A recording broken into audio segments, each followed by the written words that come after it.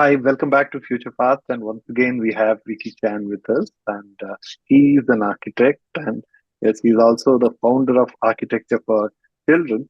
And I hope you all got to listen to the journey of Vicky Chan. And if you have not done, you have missed the first part of our conversation. So I sincerely urge you, please go back, look it up, because uh, it also gives you uh, how Vicky Chan thinks and approaches. So I think it will be very appropriate for you to connect to the conversation that we are going to have now. So please do listen to it and then come back in.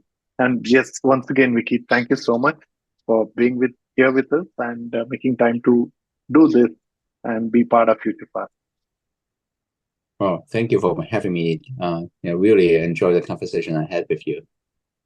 Well, Vicky, so uh, what keeps you busy now? What are the things are you busy with? At the moment, we have 33 public projects and community projects under construction.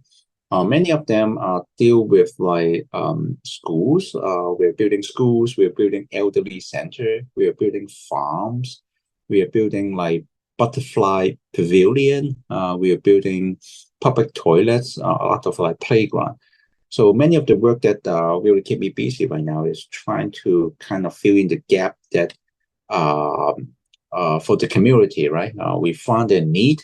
We found the NGO that are willing to fill that need, and we will help this NGO to create either a center, a building, or a landscape, or a farm that could really help them to serve the vision and mission that they see needed for the community. Yeah, so our team at the moment, it's just like five of us. We are a quite small team for 33 projects. Basically each one of us has to take on like six of them. But overall, we are generally very happy, very excited that we get to use our time to serve like everyone that, and specifically places that we love. Yeah. And what are the geographies are you operating in right now? Many of them right now are located in China. Just because I'm located in Hong Kong, dealing with the community takes a lot of time to go back and forth with the actual publics and engaging them. So being local is important to the field of the work that I do. So many of them are actually in China. But at the same time, we are trying to expand our footprint by collecting and collaborating with other partners. So we are building also a classroom in Singapore where they are actually using the teaching method to teach the kid how to design their own library again. And then we are helping them to kind of put together the construction package to exercise the idea into a buildable idea. And then we also work in like other like Europe area, not so much on a community aspect of it, but some project they are just trying to go after us with like more sustainable design. We got quite well known in China for some of this like sustainable thinking that we are implementing in our work. So in Europe, they're trying to use our expertise to bring in some of this like green design. And US, of course, where I went to my training and had my firm. Many of the clients are interested in also using our service to establish like farms, to establish like education center to study agriculture. So that is also some of the region I operate. Yeah, we have been trying to target more work in India. We tried several times. At the moment, we're hoping to start on a farm in India. So if there are more opportunity with like people who are in the audience are doing some community project, and if they have a farm and wanted to make a difference, I love to really help out with the community you guys have. Wonderful. So maybe from our audience and listeners, someone can give you a shout out. Well, from your work point of view, now you are so busy with 33 live projects right now, and uh, and then you also have about six not-for-profit. Yes, So, yes. are your partners are also partners in your not-for-profit, or there are different people involved with you in different not-for-profit project? Yes, I'm not the only person running the entire company. So with different nonprofit organizations, there are multiple board of directors. And then this director, they do different parts. I am more expert in architecture, so I will be generally in charge of like facility management, facility expansion. For the NGO, that's kind of the aspect that I look after. So I will help them kind of look after specifically construction things that would use my expertise and my time wisely. Because if they ask me to do other things related to finance, there are other directors who kind of be better at it. So that's kind of how I operate within the organization. I just really try to use my time wisely with relationship to the expertise I have. But in terms of like some other NGO, we do run into these issues of like being too passionate and we don't have enough time to kind of fulfill all of our passion. We love to teach more, but it is impossible for me to always teach physically to all the locations. I have only so little time, limited time, I should say. So for the next expansion I have is just to find a way to record some of the idea we have.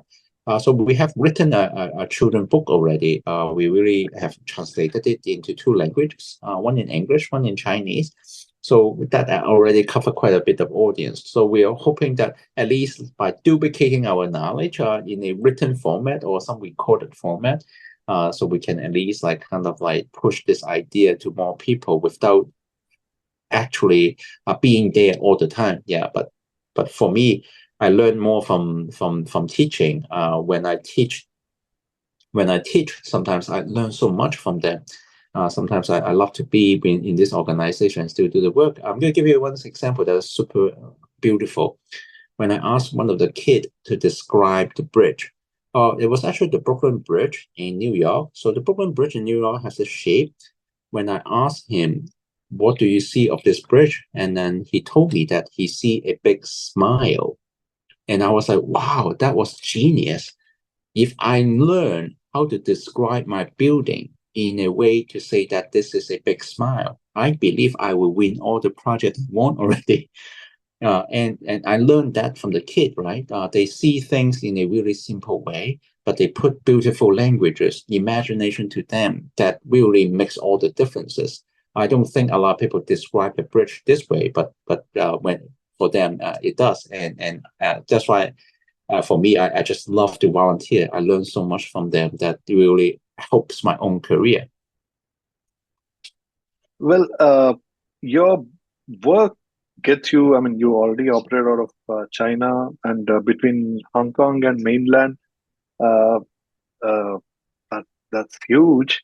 And as such, Hong Kong is also fairly diverse, right? I mean, it has not just Chinese native population. It has a lot of, I think there are a lot of Indian immigrants historically, and then a lot of other people also settled there from other parts of the Southeast Asia. It's a fairly diverse space. And now you are working in Singapore as well. Singapore is again a very diverse, I mean, full of diversity, right? It has Yeah. Chinese, Indian, Malay. So it's again another, and you also have US, which is again, at least New York pretty much has the whole world in a city.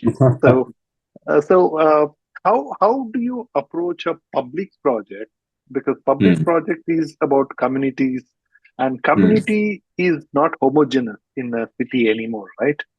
I yeah. mean, maybe it is homogeneous if it is a small city in a mainland China, Mm, yeah. right? Like if it is a small city in India, Right. but Mm, any of the big cities in India is very heterogeneous, right? Be it yes. Bangalore, Delhi, Bombay, any of them are very multicultural. So, how do you approach public infrastructure projects with this kind of a diversity? Uh, Mm, yeah. Well, one word that I always carry with me is respect. I believe when I work in a different country, different with different background, I have to first respect the local knowledge, the local people, and the local culture. And most importantly, respect the local laws. Sometimes when I work in country, I have to really first understand my limitation in terms of my cultural boundary or the actual legal boundary. That to me is actually the most important thing before I try to be too uh, uh, pushy in terms of my agenda and what I wanted to achieve. And it actually has gotten me to be okay in terms of all the country I get to work with. Because what I really sometimes find in other Western designer is that they will force their own design, a very Western way of thinking, onto some very local and historical cities. And then I find them to be, it could destroy and the actual community. So I try and avoid doing that.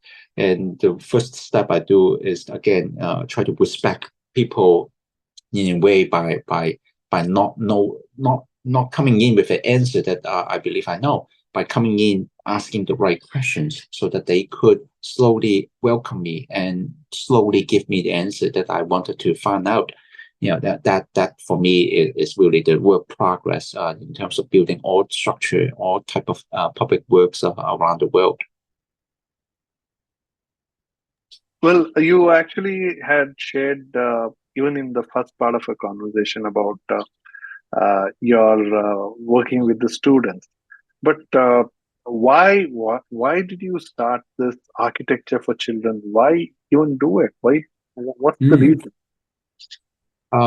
I saw at the beginning of my career, I have already been teaching, and I also actually been working professionally as an architect. I realized that the first few projects that I got to build, I was very lucky that I built some really big park. It was a park. It was like a big landscape that connect the cities, like different neighborhood together. So everyone kind of like loved it, but at the same time they hated it at the same time.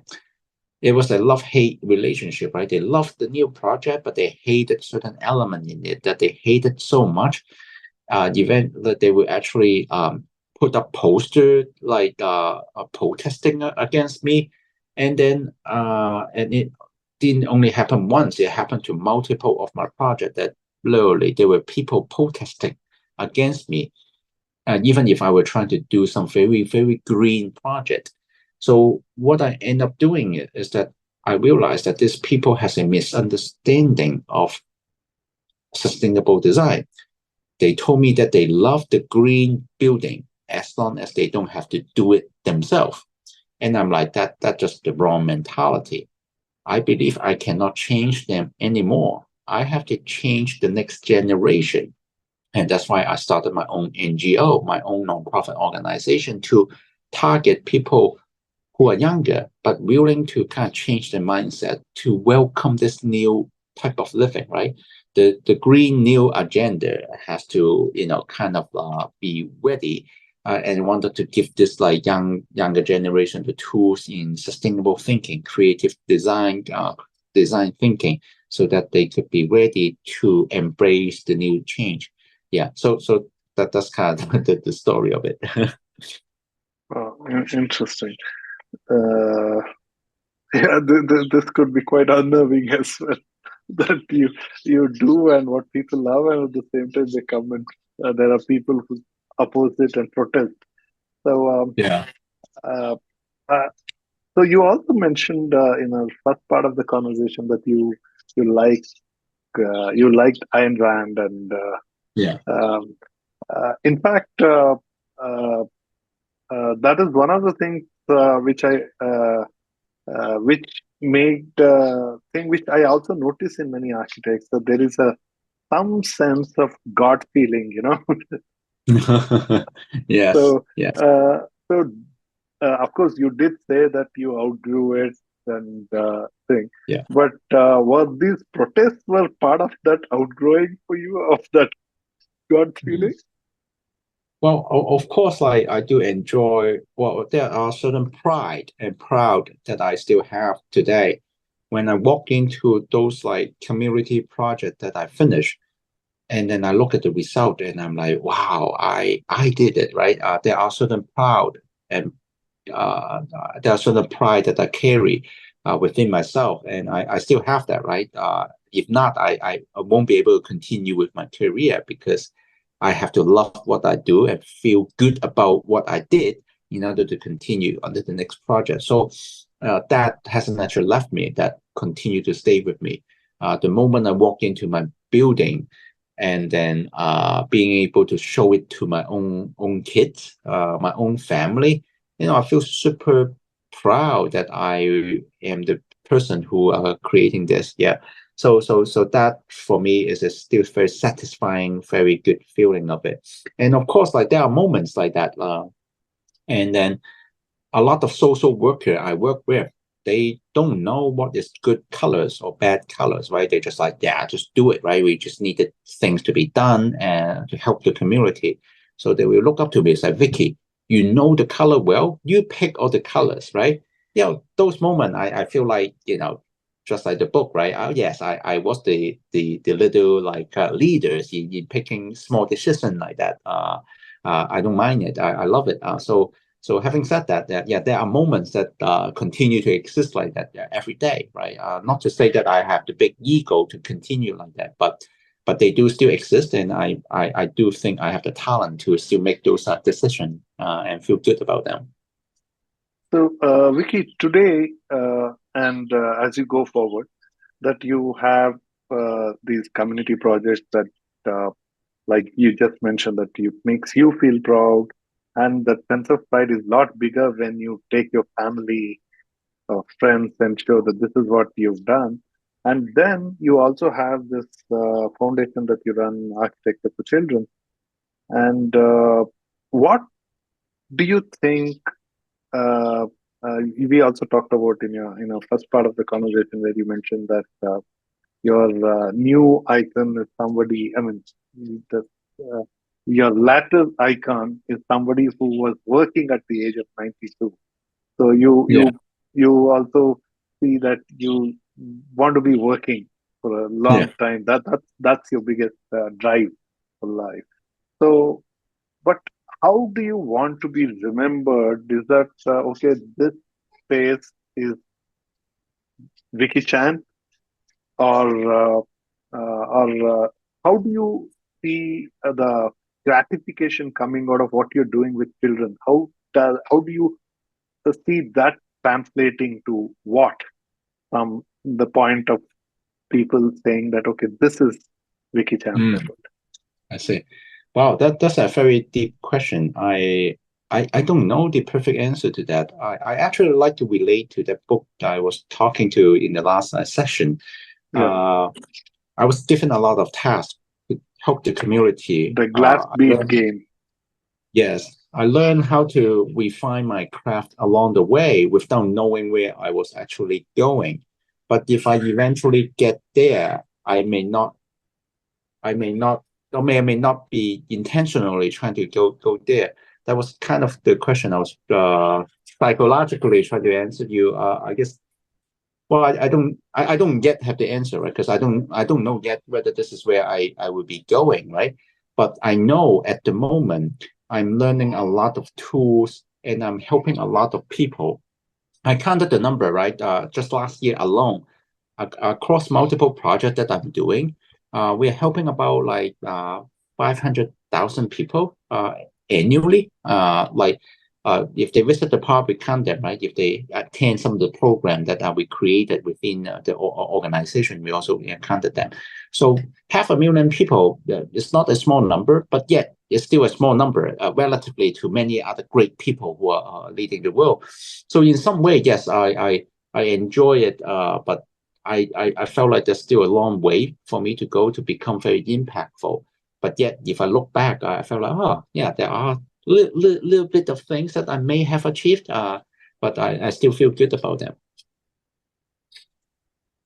Well, so how do you define success? Uh, what does success mean to you then? What does success? Success? Oh, Success. Yep. Oh, it's like being successful Yeah, yeah. okay. Wow. I think successful is when I could actually finish a project and then people will come and still enjoy them. To me, that is actually not only just to enjoy it for the first year, but for decades to come. I'm still quite young, right? Relatively in architectural terms. I have been working as an architect for 20 years, but 20 years is still relatively kind of like little bit of time in the profession of a building. So I still yet to experience when some of my work get to 50 years old, 60 years old. If they still serve the community, I think that by then I will be really successful because I know that all the work I spend now is not just for 3 or 4 years, but it was actually for decades to come. I don't have the track record to prove that, so I still have to wait until I get there to tell you that I become successful. Right. Uh, Vicky, when you were talking about your partner from India, you also mentioned that it made you think about your own identity, right? Yes. You said that you really appreciate it, but it's also made you think about your own identity and Yeah. of being a Chinese and all that. So I'm just curious. See, now, one side is your identity of being a Chinese person, right? Chinese Yeah. origin and nativity Yeah. going. And I just wanted to put a context. In the Second World War, the Parisians didn't want to fight Yeah. in Paris, France. They didn't want to fight the Germans because if they were to fight, the Germans would end up destroying most of Oh, uh, the French architecture. right. So they said that we better surrender and not allow our architecture to be destroyed. Oh, wow. Mm. Yes. Right? And they actually did. They actually Yeah. surrendered. But of course, as the war progressed, the Allied forces came and freed them, and whatever the rest of the history is. But I'm just curious when you see your this identity and what Yeah. you're creating, and in a scenario like this, what would be your sense of pride? Is to fight at the cost of getting the Mm. destruction, or to not to fight? I mean, this always bothered me. Wow. I thought, what would the Yeah. architecture would have thought, or architect Wow. would have thought about I it? So, how would you look at it?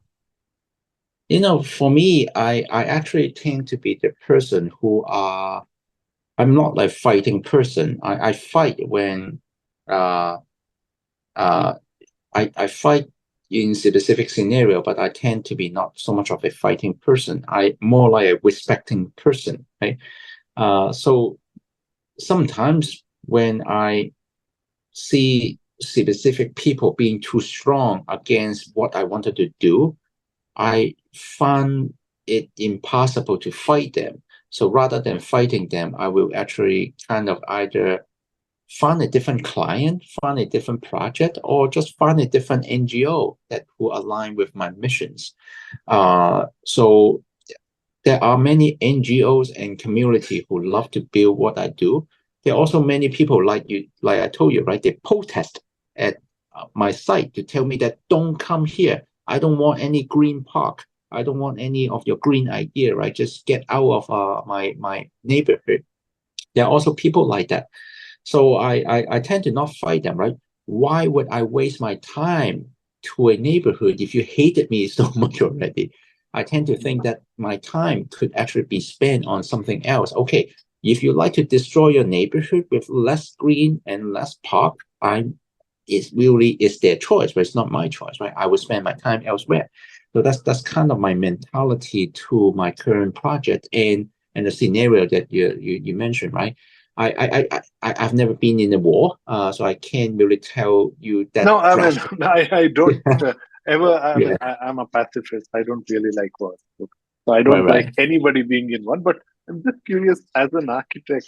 How would you Right. see the scenario? Because particularly one other thought was that many of these French monuments, the architects were not French. Ah, They were from right. Switzerland, they were from Italy, they were from different parts of Europe, Right. but Yeah. they had created something that the people could feel so proud of that they rather be subservient, lose the war, but Right. rather allow the Ah, destruction of those things. So, right. which inspired the generation so much that they were ready not to fight. Ah, I see. Yeah. So, The identity question is actually more difficult for me. As I learn more from the community, well, I think the identity, I am Chinese. I speak with a Chinese accent when I speak in English. So that doesn't go away, and I'm proud of it. But at the same time, I learned to not put too much ego in my own identity. I was in Vietnam. I was in Vietnam just last month. I was trying to learn how local architecture and city planning was working in Vietnam. I don't go in and tell them that, hey, look, we think we have it better in Hong Kong or China, right? I don't do that. I try to be as humble and respectful as I can. And I look at it and say, wow, wow, they do have like certain brilliant idea to solve the local issues. At that moment, I try to lose my own um, perspective as a Chinese, right? I try to, how can I become Vietnamese when I'm in Vietnam so that I could really learn what I could learn from the community. So that's kind of my approach right now to approach all this like global project. I try not to have too much of the ego of being a strong Chinese person. I wanted to be able to mold into a thing that could actually kind of be embracing the local even more than I was. Yeah. so, uh, uh, so the how do you stitch a community's ethnic identity into the design aspect when you have to stitch a community's ethnic identity into a community project's design aspect? Uh, Mm. where see, one thing is that we are already in the cusp of this. Uh, uh, I think the world is not seeing the changes, or rather, world never saw the kind of changes at a speed at which we are seeing. Right, our Mm-hmm. generation. What we see is perhaps the fastest the speed of change that is possibly happening. Of course, some people disagree with that. So, in that context, how do you approach design from being relevant? Because community projects are not for short term, right? It's not that you Yeah. will change it after Right. 3 years. Mm-hmm. So, how do you approach that? I think we have to put in, well, first listen to the community and what they wanted, right? But at the same time, part of it is not to listen to them if the idea they had is, are clearly incorrect. Some people will tell me, oh, okay, I'm good. I'm going to do some example, right? Some people say that, uh, they believe that we should have more car on the street because it's actually a lot more easy for them to go home or things like that, right? But I know as a sustainable architect, I know that we have to build more train, more subway, mass transportation is clearly going to be more green, right? There's no debate about car versus mass transit, right? When it comes to fundamental changes like that, I don't listen to the community, right? I'll be telling them that there's no doubt that we have to get you to the mass transportation to lower your carbon footprint. So when I get to things like that, we will debate, and then it's important to align the vision, right? And sometimes I do also fail, but when I succeed, then we move on to the next phase. But in the next phase, I also have to remain flexible. Flexible in terms of like knowing that I don't know the technology that I will be coming to our cities or our world in the next 5 years. I don't know whether the next COVID is going to come and really affect everyone's life. So we have to make the design flexible for the next 5 years, 10 years, and knowing that this design will continue to evolve. So having said that, right, everything that I agreed it 5 years ago may still changes. So I'm really thinking that like in world today, everything changes too fast. We have to remain flexible. Even the architecture have to remain flexible. Flexible. I'm going to give you a really simple example, right? In a classroom I build, I would try to almost try not to build too many fixed furniture. Everything is movable. By the time they're ready to move on to the next idea, they can just kind of move it, right? They don't have to hire a contractor to go and demolish everything, right? They could just regroup the classroom and then ready to go. So things like that will help the school to stay at least relevant for 10 more years, right? So I'm really trying to implement this idea, not knowing what they wanted to become. And I may not even have the knowledge to know that. But I know that I could give them a template to allow them to evolve over time. What are your challenges in this respect? Are the challenges more coming from the customer's expectations, or are the challenges in terms of your own uncertainty that you mentioned that, right? Or are the challenges of what kind of materials to go with in terms of I don't know whether you want your approach is to make it modular so that become flexible, or so what are the things that you see are the challenges that are likely to be going forward in, I mean, Well, at the I could only moment, mention few, you could add to it because it's yes, yes. your field. I'm going to mention the big word is revitalization. To me, actually across the world, not just in developed country, right? I think China has that, US has that, and then India has that. I believe we overbuilt in the last 10 years or 20 years. The market was really hot. Everyone is building. And I'm actually pretty sure that every country has this problem. There's more empty building than there are people to live in them. We build way too many, way too much.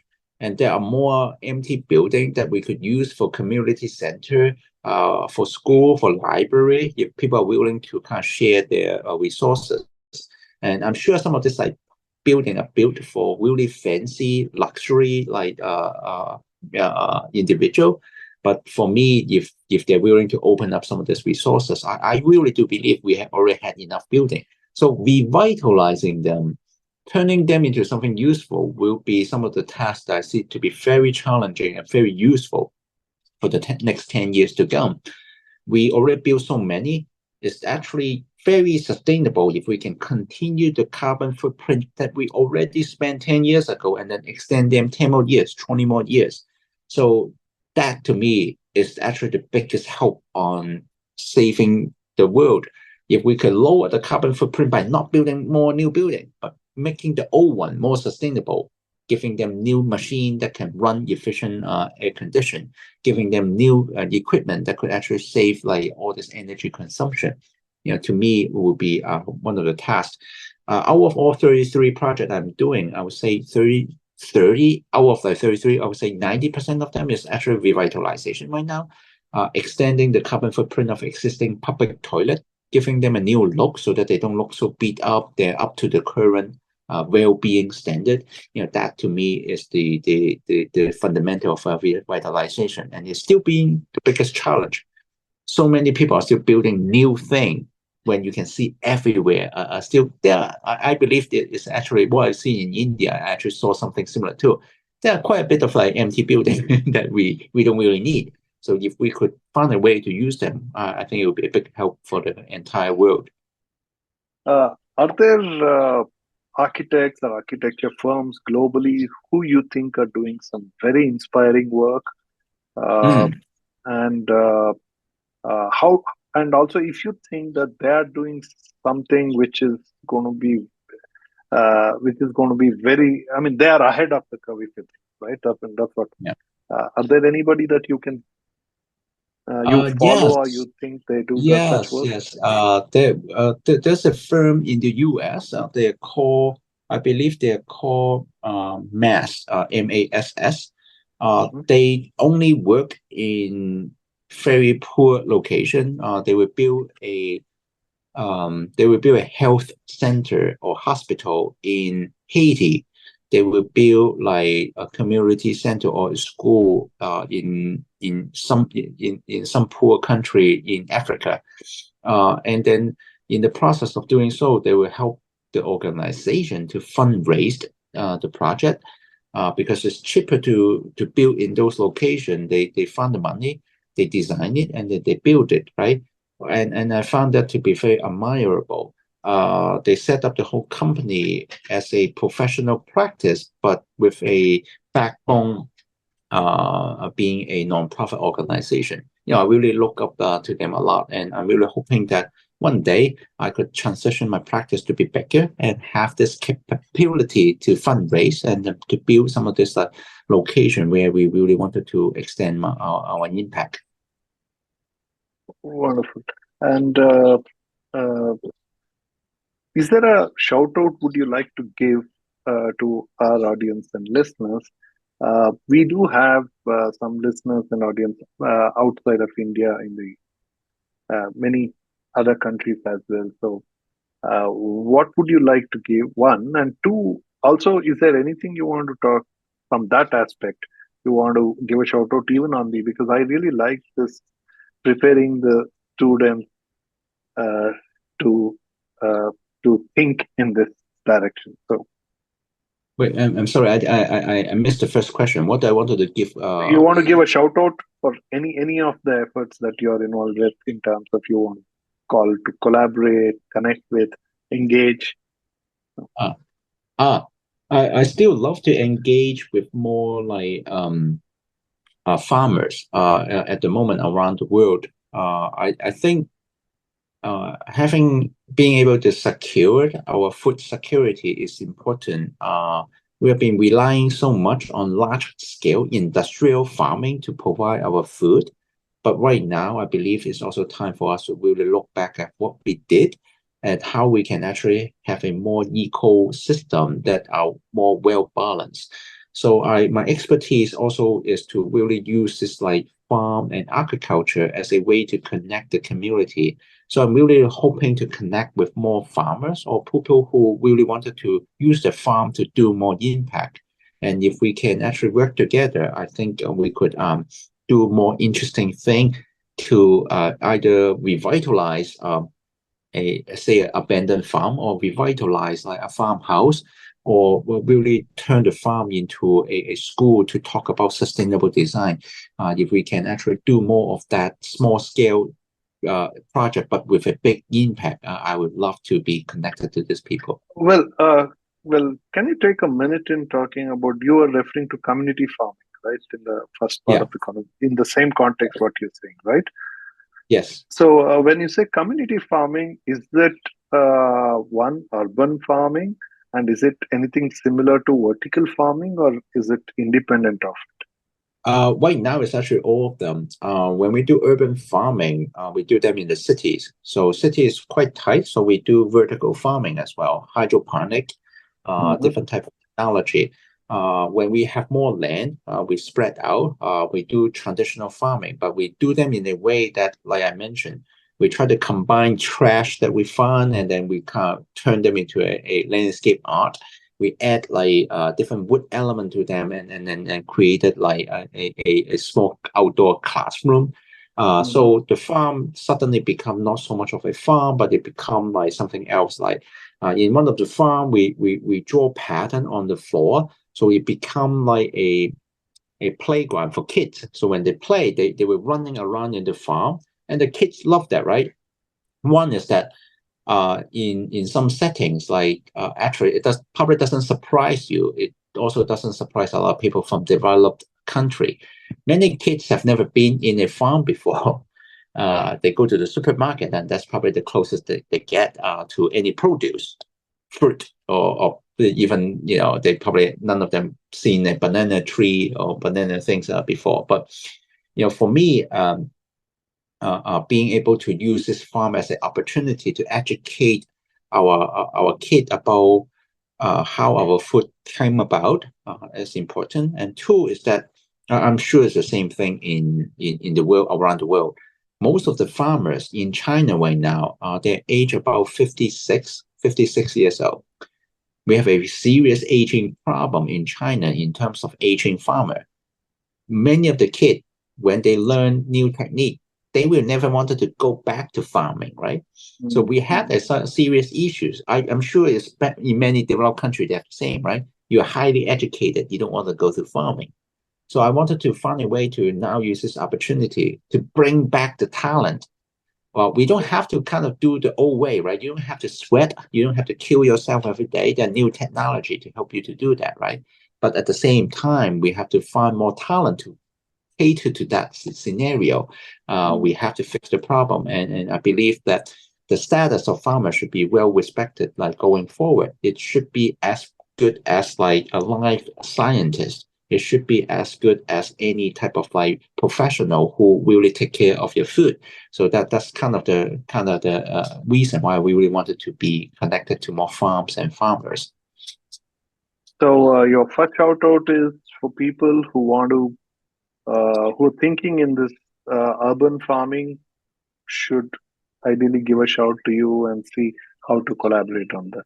Yes. So please do that. And on the second one, to conclude on the uh, architecture for children, is there anything that you want to give a shout out to for people? Do you see an opportunity to collaborate on that? Yes. If you guys wanted to invite me to come and teach, love to really teach again in India. Can you I do learned a that lot. remotely? Can you do that virtually? Is that something possible? Yes, I have done that remotely. But because of my Chinese accent, it's actually a bit difficult if I do it remotely. It will be easier if I explain what I wanted to do on site with my body language. So there are limitations, but that is okay. So overall, No, considering that you are already so busy with so many things, and yes, if you have to travel to do this, then this would take you away from most of your other. yes, So that's where I was wondering if you could do remotely. yes, yeah. So well, thank you again for giving me this platform to connect to people who are listening to your podcast. My pleasure. Thank you so much for being here, sharing, and also most importantly, doing what you're doing. Please keep it up, and all the very best.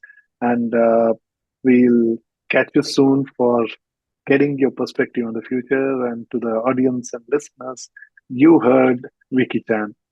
So you know people in your circle who would be really appreciating this conversation, and perhaps even may want to collaborate with him or even connect with him or engage with him.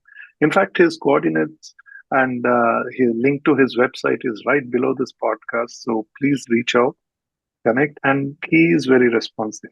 He does respond to this reach, and so please do that and share it across and come back soon.